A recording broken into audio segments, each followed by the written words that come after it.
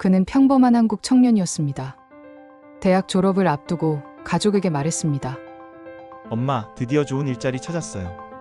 캄보디아에서 일 배우고 영어도 배워서 올게요. 그 말이 마지막이었습니다.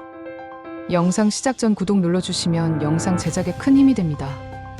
2024년 캄보디아 신고된 한국인 납치 건수는 220건. 그런데 2025년 8월만 해도 330건. 매달 40명씩. 거의 매일 누군가가 사라지고 있었습니다. 메신저의 파란불은 꺼지고 전화는 더 이상 울리지 않습니다. 가족들은 대사관에, 외교부에, 경찰청에 매달렸습니다. 제 아들이 사라졌습니다. 아무도 몰랐습니다. 이것이 한 청년의 실종이 아니라 수백 명의 우리 국민을 향한 조직적인 악이라는 사실을. 며칠 뒤 가족에게 텔레그램 메시지가 도착했습니다. 납치되어 있습니다. 제발 위치를 찾아주세요. 그리고 절대 답하지 마세요. 그 짧은 문장은 공포를 그대로 담고 있었습니다. 답장을 보낼 수도 위치를 확인할 수도 없었습니다. 오직 기다릴 수밖에 없었습니다. 어떤 어머니는 말했습니다. 그날 이후 하루도 숨 쉬는 게 편하지 않았습니다. 밤이면 깨고 낮이면 울었습니다. 바벳, 포이펫, 치아누크빌. 캄보디아 곳곳에서 피해자 신고 전화가 울려 퍼졌습니다. 현지 경찰 인력은 3명뿐. 하지만 신고는 매일 들어왔습니다. 그 순간 대한민국 사회는 깨닫기 시작했습니다. 이것이 단순한 해외 범죄가 아니라 한국 청년들을 대량으로 사고 파는 현대판 노예무역이라는 사실을. 그들이 끌려간 곳은 회사가 아니었습니다. 범죄단지엔치였습니다. 입국 첫날 여권을 빼앗겼습니다. 그 순간부터 그들은 사람이 아니라 물건이 되었습니다. 12시간을 넘게 컴퓨터 화면 앞에서 보이스피싱 전화를 걸기도 하고, 일부는 마약 운반책이 들고, 또 다른 일부는 조직 검사 후 장기를 적출당해 사망하기도 합니다. 할당량을 채우지 못하거나 문제가 생기면 고통이 시작됩니다. 전기 고문, 구타, 절단, 약물 주사.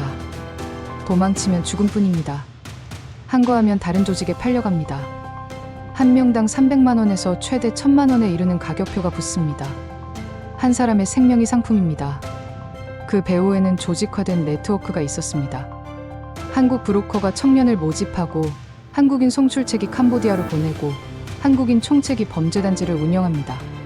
중국계 범죄 조직은 건물과 감시만 제공합니다.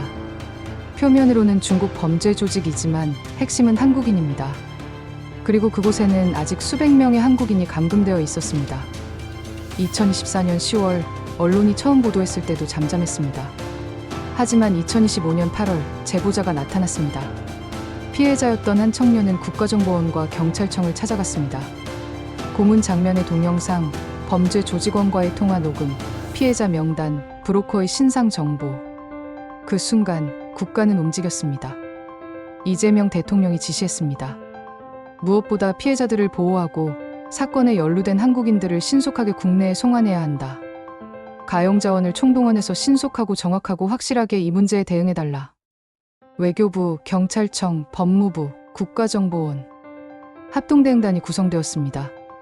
김진아 외교부 제2차관을 단장으로 박성주 국가수사본부장이 참여합니다. 10월 15일 캄보디아로 향합니다. 여행 경보가 상향됩니다. 바벳, 포이펫, 보코산 지역은 여행금지 4단계로, 치아누크빌은 출국 권고 3단계로, 캄보디아 전 지역은 최소 여행자제 2단계 이상으로 격상됩니다. 이제는 사후 대응이 아닙니다. 국가는 선제 대응의 주체가 되었습니다. 이 전장에서 무기는 총이 아니었습니다. 데이터였습니다. 암호화된 IP 주소, 다크웹 서버, 가짜 구인 사이트. 한국 수사기관은 온라인 흔적들을 추적했습니다. 텔레그램 단체방, 꼬미, 천마 같은 닉네임들, 취업 사기로 포장된 메시지들. 그 속에는 수백 명의 청년들을 대상으로 한 대화 기록이 남아 있었습니다. 한국 경찰청은 인터폴과 공조했습니다. 중국, 필리핀, 태국, 미얀마 5개국 수사기관이 동시에 움직였습니다. 11건의 국제공조 수사가 개시되었습니다. 한국인 여성 피해자를 유인한 핵심 가담자는 조선족 남성 리광우 34세. 신상 정보와 통화 녹음이 공개되고 지명수배됩니다. 2025년 7월 캄보디아 당국은 대대적 단속에 나섭니다. 한날에 한국인 57명이 체포됩니다. 우리는 보여줬습니다. 우리의 무기는 정의와 기술이다. 외교부 청사 서울. 캄보디아 대사가 초치됩니다. 조연 외교부 장관의 발언은 단호했습니다. 한국 국민을 상대로 한 범죄를 즉시 중단하라. 모든 책임을 묻겠다. 이 한마디는 전 세계로 퍼져나갑니다.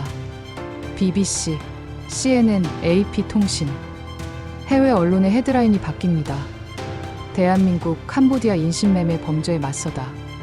대한민국 납치 사건에 대한 책임을 요구하다. 국제사회가 놀라워했습니다. 한국은 피해국이 아니라 행동하는 국가였습니다. 위성락 국가안보실장은 신중했지만 단호했습니다.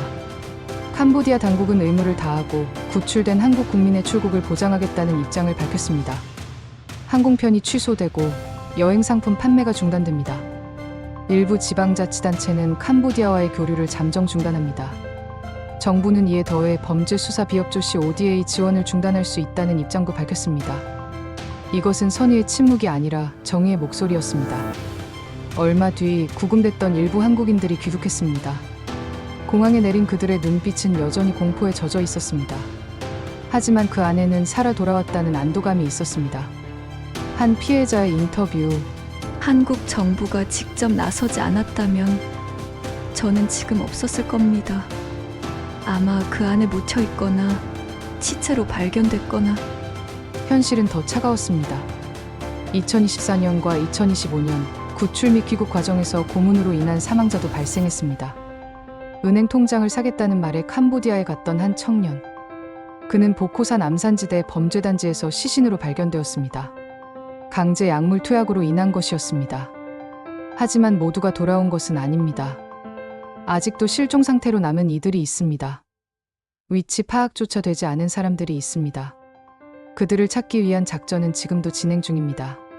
국가는 그들의 이름을 적었습니다. 그 이름, 대한민국의 책임입니다. 현재 정부는 움직이고 있습니다. 캄보디아 현지에 한국인 보호 데스크를 설치했습니다. 해외 취업 공고는 이제 정부 검증을 거쳐야 합니다. 국가 인증 채용 시스템이 구축되고 있습니다. 비정상적으로 높은 급여, 비현실적인 근로 조건을 제시하는 구인 광고는 사전에 차단됩니다. 경찰청은 보이스피싱 조직 연루 해외 송출 브로커 적발에 총력합니다. 2022년 21명에서 2024년 상반기 64명. 계속 증가하는 숫자지만 계속 잡힙니다. 불법 인신매매 조직에 대한 국제 제재도 준비 중입니다.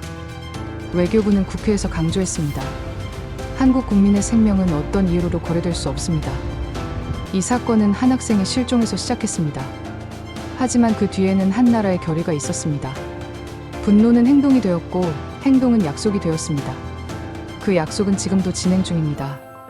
캄보디아의 밤거리에서, 포이펫의 국경 지역에서, 프놈펜의 조용한 건물 안에서, 여전히 누군가를 기다리고 있는 가족들을 위해, 아직 돌아오지 못한 우리 국민들을 위해 대한민국은 멈추지 않습니다.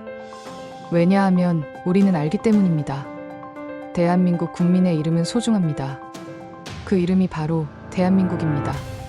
팩트로 말하고 진심으로 전합니다. 그 이름 대한민국. 구독, 좋아요, 알림 설정해 주시면 그 이름 대한민국을 빠르게 전해드리겠습니다. 감사합니다.